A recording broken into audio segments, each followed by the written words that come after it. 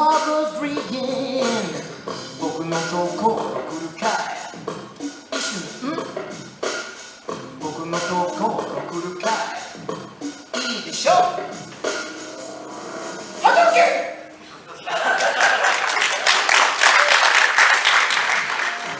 Would you save that kiss for me? Would you save that kiss? Would you save that kiss for me? Give him hell and make him smile. And everything is worth a while.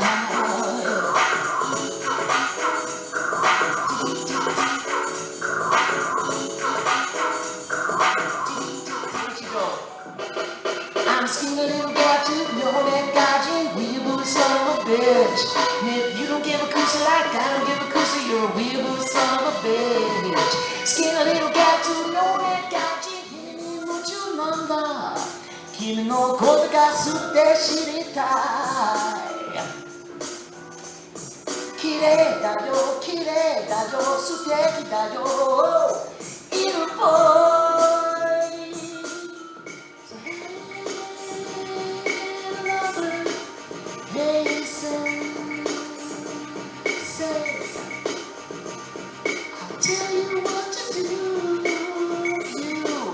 Tell me what to say.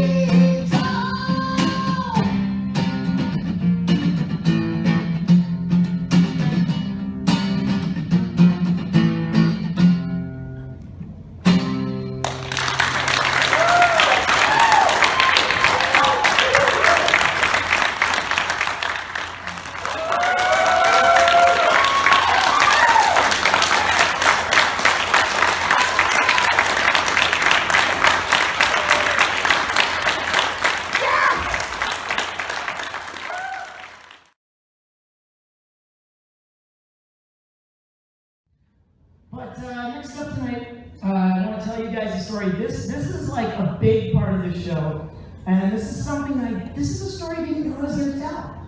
Because, as I think most of us in this room, we just assumed Prince would be here forever. You know, he was a vegan guy, he was gonna, you know, and when he died, I actually went to a very different place than a lot of people. I didn't necessarily go through a little handful of stuff. But I went back to this incredible 2 to 3 year period of my life back in the mid-90s where I was there. We had Glam Slam, the club where he could play anytime. We had Paisley Park where he could play anytime. And where my story begins tonight, the new power generation store. Prince opened a little store uptown, and so I got to know the whole staff there, and they got to know me. And this was right around the time that I started writing my first songs and recording them. So what do? I bring the tape up to the store, give it to the manager. And I come back a week or two later, she goes, yeah, we played it last week. It was pretty good. And I'm like, wait, what? You played my tape in Prince's store? It's like, yeah, no big deal. Apparently not. I went back about a week later, she goes, yeah, Prince found out we're playing your tape, you can't play it here anymore.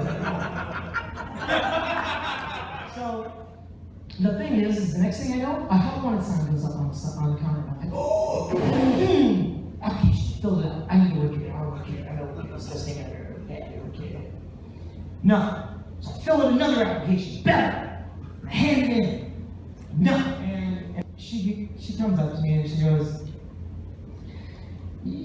yeah, you keep coming up with the Monday meetings. He's seen the applications. Because I mean, the sign was staying up, so I was obviously, there weren't a flood of people trying to work here. She goes, he wants 10 reasons to want to work at the store. Really? No problem. I go back a week later and she goes, he said those weren't good enough, he wants 50. Now you guys, I should have realized at this point Prince was trolling me. But I was way too much of a fanboy to figure that shit out. So I go home and I fill out 50 reasons I want to work at Prince's store. And probably wrote 47 of the dumbest things I've ever wrote in my life on paper. So what's interesting to me is that, yeah, okay, growing up I was a big fan of Prince and I liked his music and I studied and it made me want to do the things I want to do. But I can actually honestly say I was a student of Prince because he gave me homework twice.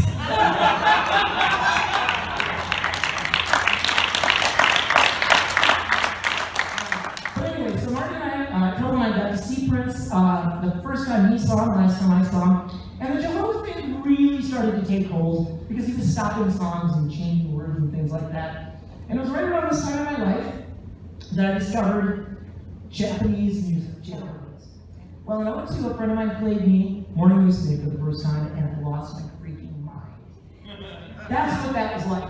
So I discovered this producer who was in all of this Japanese pop, and basically kind of when Prince went Jehovah, I went Japan. And for the past 14 years, I've studied a man named Tsunku.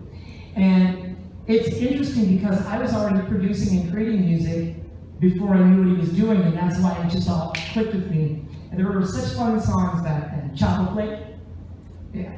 So, anyway, the ideas are there, and this is somebody I really want to meet. Now, not to get on a downer towards the end here, but we have to think about life, and that life will move on and go on, and that we have to take chances when they're here, and when we feel the time is right.